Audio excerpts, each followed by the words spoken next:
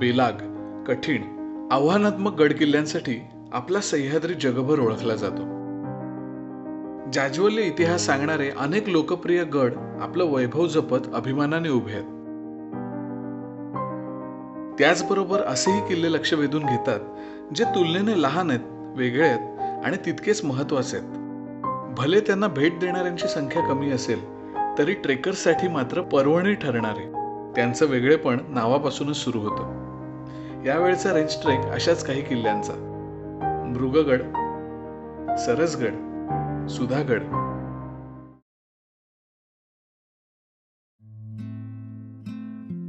मृगगडावर जाण्यासाठी खोपोली मार्गे जाता येतं.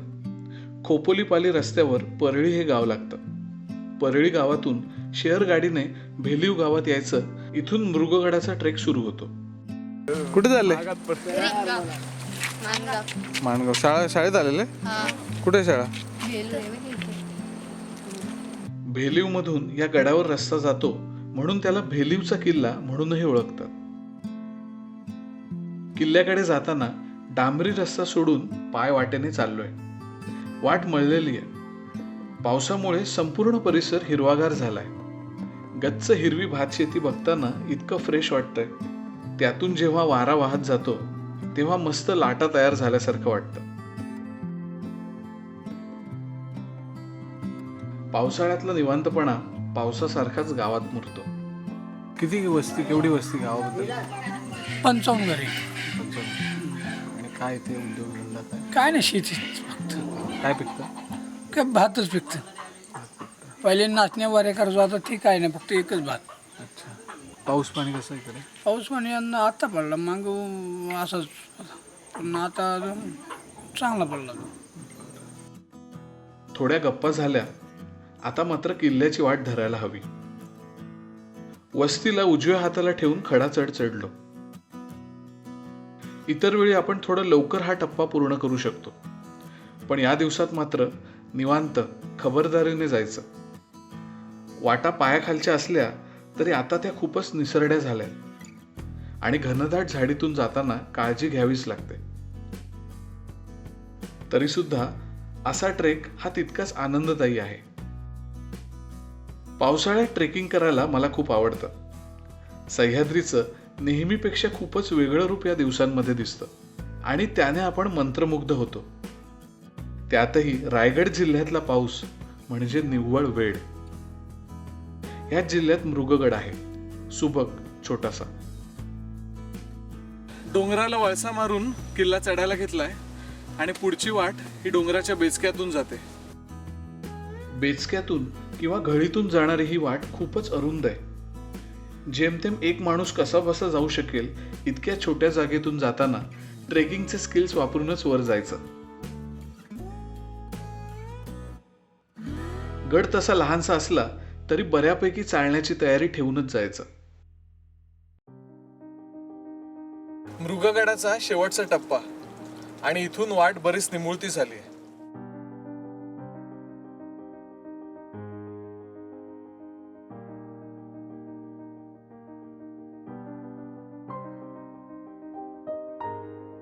ही वाट आणखी निमुळती होत जाते आणि ती चढण्याचा थरार प्रत्येक क्षणाला वाढत जातो.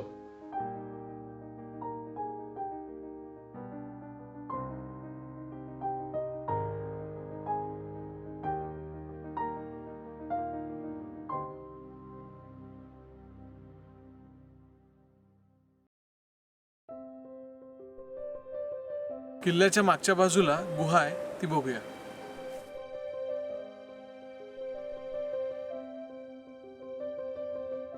गडाच्या उजवीकडून गुहेकडे जाणारा रस्ता म्हणजे आणखी एक थरारक अनुभव. खोदून काढलेल्या पायऱ्या आहेत आणि त्या खूप अरुंद आहेत. आपलं एक पाऊल मावेल इतक्याच. ह्या अरुंद पायऱ्या आणि हाताच्या आधारासाठी खोबण्या याचं तंत्र नीट सांभाळत गुहेकडे निघालो. पावसामुळे शेवाळ खूप वाढलंय आणि वाट निसरडी झाली.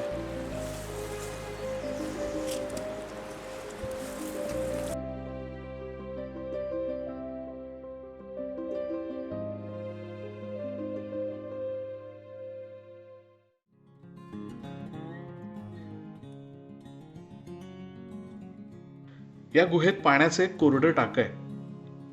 गुहेतलं बांधकाम अर्धवट अवस्थेत आहे.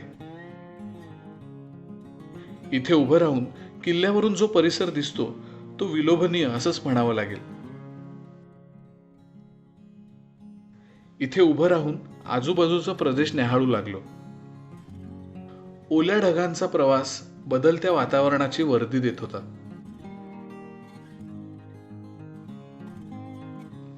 थोडा वेळ तिथेच रमलो आणि पुन्हा त्याच वाटेने यायचा थरार अनुभवत पुढे निघालो.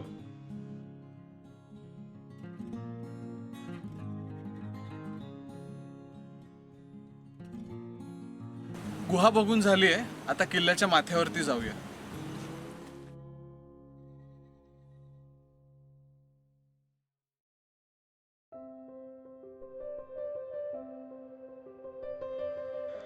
माथ्यावर जाणारी वाट संपूर्णतः दगडात खोदून काढली आहे. पायऱ्या बऱ्यापैकी उंच आहेत आणि अरुंद आहेत. मृगगडावर असणारे सगळेच मार्ग हे खूपच अरुंद आहेत. सुरक्षेच्या दृष्टिकोनातून त्यांची अशी रचना असावी. पहाऱ्याचं ठाणं म्हणून हा किल्ला ओळखला जायचा. महाराष्ट्रात वाहतुकीसाठी अनेक घाट आहेत. देश आणि कोकणाला जोडणारे सुद्धा अनेक महत्त्वाचे घाट येतात. त्यांचं संरक्षण होणं गरजेचं होतं. त्यातूनच काही छोट्या पण भौगोलिकदृष्ट्या मोक्याच्या जागी असणाऱ्या किल्ल्यांची निर्मिती झाली. इतिहासात जो सव घाट म्हणून प्रसिद्ध होता त्यावर नजर ठेवणारा किल्ला म्हणजेच मध्ययुगात निर्मिला गेलेला मृगगड. पायऱ्यांचा रस्ता चढून जाताना काही ठिकाणी दगडांवर कोरीव काम केलेलं दिसतं आणि थोडं पुढे गेल्यावर एकावर एक दगड रचून केलेल्या तटबंदीचे अवशेषही आहेत.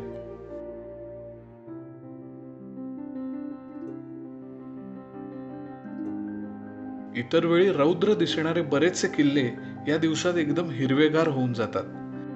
मग मृगगडासारख्या सुबक किल्ल्याचं सौंदर्य तर जास्तच खुलून येतं.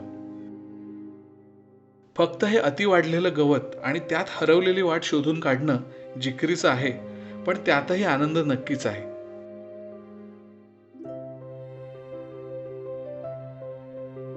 गडाच्या माथ्यावरती आलोय. भरपूर रान माजलंय आणि किल्ल्याच्या पश्चिम टोकाकडे आता मी चाललोय.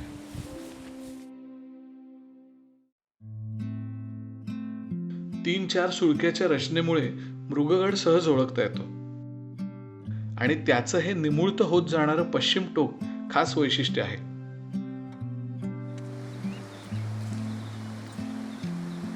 मृगगडाच्या माथ्यावरती 3-4 पाण्याची टाकी आहेत. त्यातलं एक टाकं बांधीव आहे आणि खाली उतरायला पायऱ्या केलेल्या आहेत. बाकी गडावर काही अवशेष नाहीत. निसर्गाची मात्र लयलूट आहे.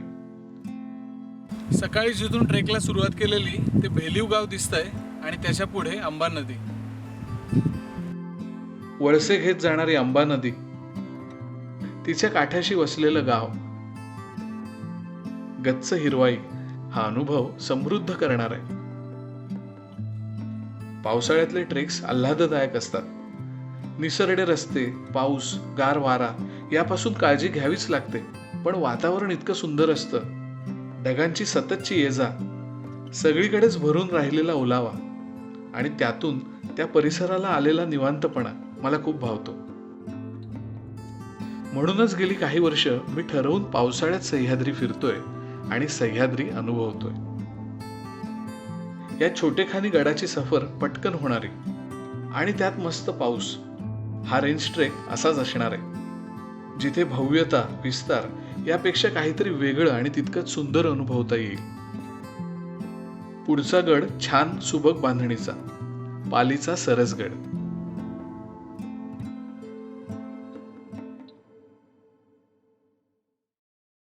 DSLR कॅमेरा फोटोग्राफीचे सगळे बारकावे शिकूया अगदी सोप्या पद्धतीने. रानवाटाचे ऑनलाईन फोटोग्राफी कोर्सेस मराठीतून. नक्की सहभागी व्हा.